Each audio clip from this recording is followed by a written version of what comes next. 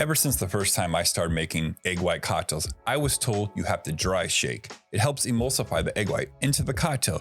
You either dry shake or reverse dry shake. I'm here today to tell you I am breaking up with dry shaking altogether. If you don't know what a dry shake is, that just means you're going to shake a cocktail without ice. A wet shake means you use ice. So about two and a half years ago, I started thinking, why am I dry shaking these cocktails for? That's what I was told, but what really is the point of it?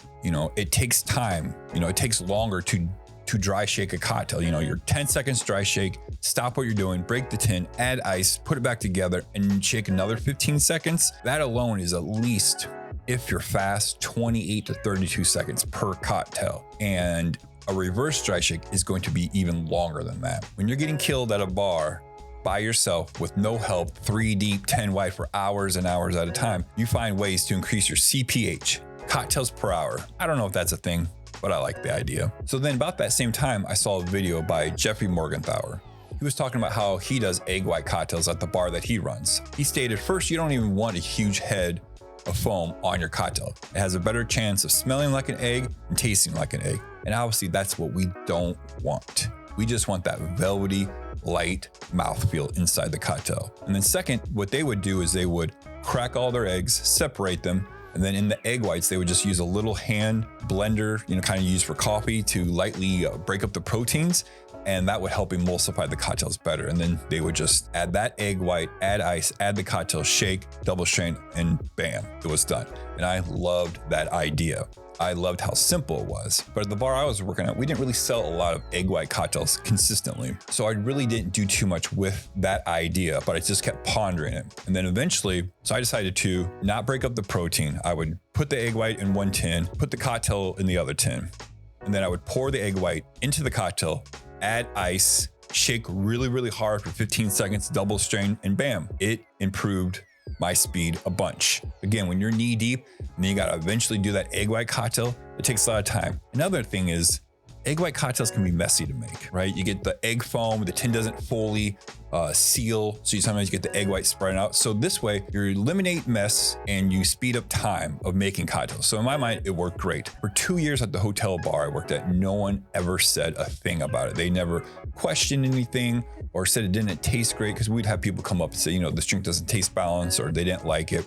No one ever questioned the egg white cocktail. When the hotel would hire other bartenders, I would train them not to use a dry shake in the cocktail. And I explained why I was doing it that way, but I also explained the original way, because I want to teach people everything I can about cocktails, because you need to know where we came from and where we're going to. And they loved it. They loved the idea of taking less time to make a cocktail. What we're going to do today is we're going to do a side-by-side comparison. I'm going to make a whiskey sour, one of my favorite egg white cocktails, and just a great cocktail alone. And I'm going to use Old Granddad 100. So we still have that high proof bourbon of 100 proof, and we're going to do a side-by-side. You're going to see the difference. I'm going to taste test. Yes, I might be a little biased because I already know my thoughts are, but hey, this is my channel. So let's make a whiskey sour.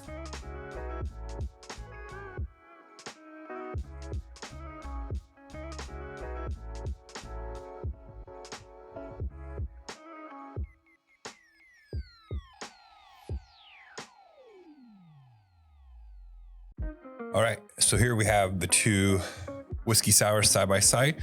I can tell the difference because I did a swirl bitters on the no dry shake, and I did more of a zigzag on the one with the dry shake. As you can tell, the one with the no dry shake does have a smaller head. It's probably 1/8 of an inch, give or take. And then the one with the dry shake, maybe 1/4 of an inch, give or take. Again, besides that, that's really the only difference between the two cocktails. They both have the same cloudiness. They have like the same gradient hue of the dark to light in the shake itself. So again, visually, I don't think anyone would be able to tell the difference if you gave them either or. So now for the fun part, the taste test. We're gonna start with the no dry shake. Oops, hit the mic.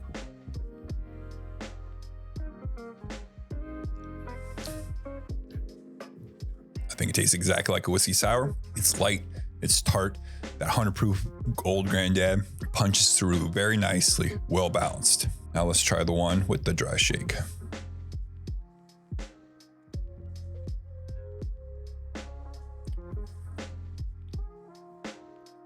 Tastes the same. Again, light, balanced. Honestly, for me, the only difference is the one with the dry shake. Since it has the bigger foam head, you do get a little bit more foam texture in your mouth. It just takes like a millisecond to get to that whiskey sour, because this one, it just punches right through because it's so light, but you're still getting that velvety light mouthfeel.